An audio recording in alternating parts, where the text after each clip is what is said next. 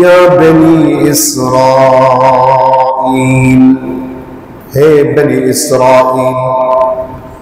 হযরত ইয়াকুব আলাইহিস সালাম এবং তিনার পুত্র ও তার বংশ থেকে যতগুলো নবী রাসূল এসেছে, যত উম্মত দুনিয়ায় এসেছে, সকল বনি ইসরাঈলকে সম্বোধন করে আল্লাহ পাক বললেন, উযকুরু নি'মাতি আল্লাতী আন'আমতু আলাইকুম, আমার ওই নিয়ামতকে স্মরণ করো যে নিয়ামতগুলো তোমাদের প্রতি দয়া করে মায়া করে আমি আল্লাহ পাক সাজিয়েছি।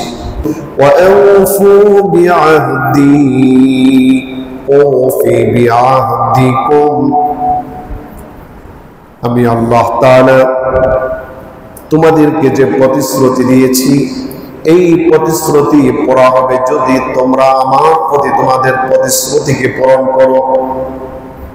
আল্লাহর কিছু চাওয়া আমাদের প্রতি আছে, আর আল্লাহর কাছে আমাদের কিছু চাওয়া আছে।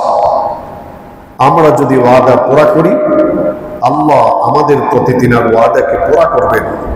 আল্লাহর প্রতি যে ওয়াদা আমাদের আছে, সে ওয়াদা যদি আমরা পূরণ করি, আল্লাহর প্রতি আমাদের ওয়াদা কি?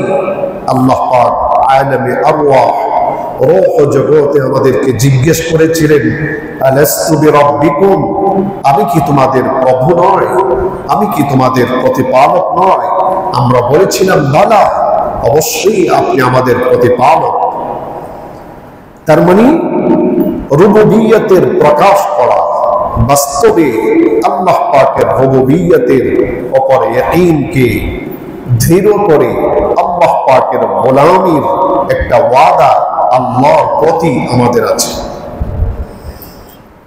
আসমান জমিনের রব, চাঁদ ও সূর্যের রব, সৃষ্টিকুল কায়নাতের রব, জগৎ সমূহের রব আল্লাহ পাক বলেন, আমার প্রতি তোমাদের গোলামের ওয়াদা তোমরা পুরা করো।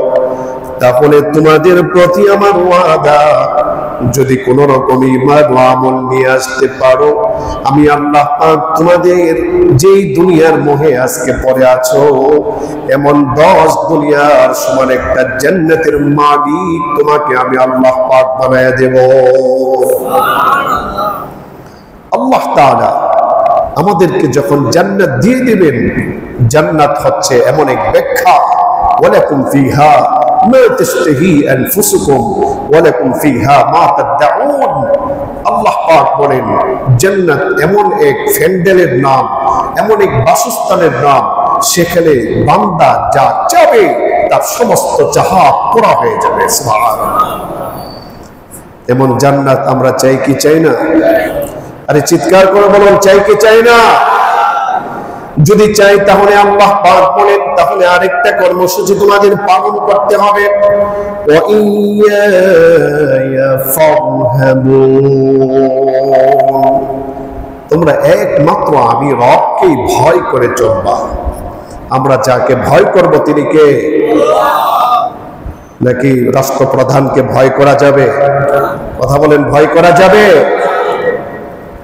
আল্লাহ পাকের ভয় আমাদের দিল থেকে উঠে গেছে, যার জন্য মানুষের ভয়, জালেমদের ভয়, অত্যাচারী রাষ্ট্রপ্রধান প্রশাসনের ভয় আজকে আমাদের অন্তরে পয়দা হয়েছে, স্থাপন হয়েছে। আমরা মানুষের ভয়ে আল্লাহ পাকের আনুগত্য, আল্লাহ পাকের গোলামি থেকে কোনো কোনো ক্ষেত্রে আমরা সরে যাচ্ছি, শিরক এবং কুফরিতে আমরা লিপ্ত হয়ে যাচ্ছি। যতক্ষণ না পর্যন্ত আল্লাহ পাকের ভয় 100 অন্তরে স্থাপন না করব, মানুষের ভয় আপনাকে আমাকে জান্নাতের পরিবর্তে জাহান্নামের লাকড়ি বানায় ফেলবে,